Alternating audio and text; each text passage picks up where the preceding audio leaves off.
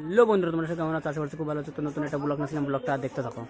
পায়রাতে শুরু করবো। তো এই পায়রায় দুটো জোড়া লাগতেছে না, তো কি করলে জোড়া লাগবে তোমরা যদি জানো তো কমেন্ট করে বলবো অবশ্যই।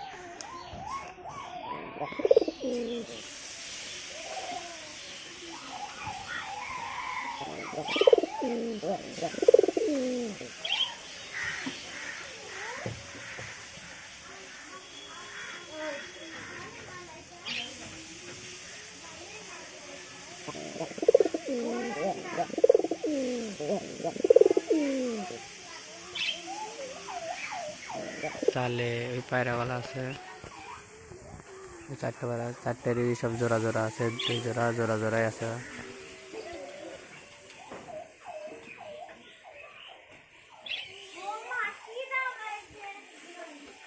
এরা সব জোড়া জোড়া আছে। এটাকে এখন একটু খেতে দেবো। তো এদিকে বদ্রি পাখিগুলো আছে, দেখতে পাচ্ছ সব বদ্রি পাখি, কোয়েল, মুরগি।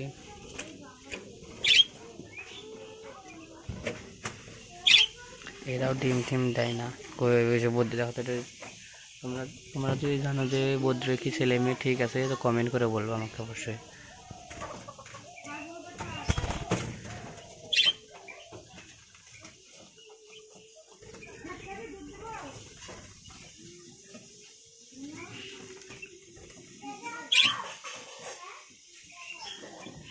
আর এদিকে কোয়েল মুরগি আছে।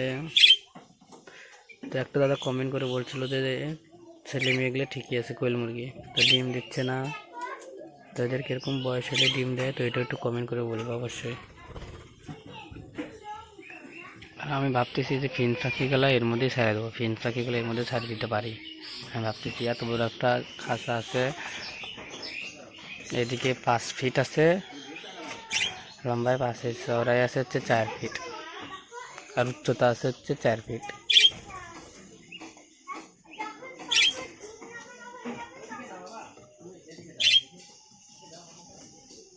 আমি ভাবতেছি ফিঞ্চ পাখিগুলোর মধ্যে ছেড়ে দেবো, ফিঞ্চ পাখিগুলো ছাড়লে সাবানের বাটিতে বাসা টাসা করে, ভালোই লাগে দেখতে। কিন্তু এই বদ্রি পাখিগুলো বাসাগুলো ভেঙে দেয়। চলো ফিঞ্চ পাখিগুলো তোমাদেরকে দেখাই একবার। এখানে ফিঞ্চ পাখিগুলো আছে, এরা তো ডিম টিম দেয় না, যাই হোক।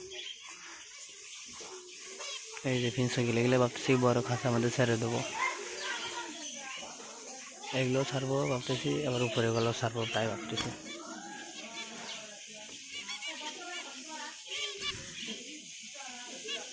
তো ভিডিওটা এখানে শেষ করে, ভিডিওটা যদি ভালো লাগে তো লাইক কমেন্ট শেয়ার সাবস্ক্রাইব করে দেবো ভাই।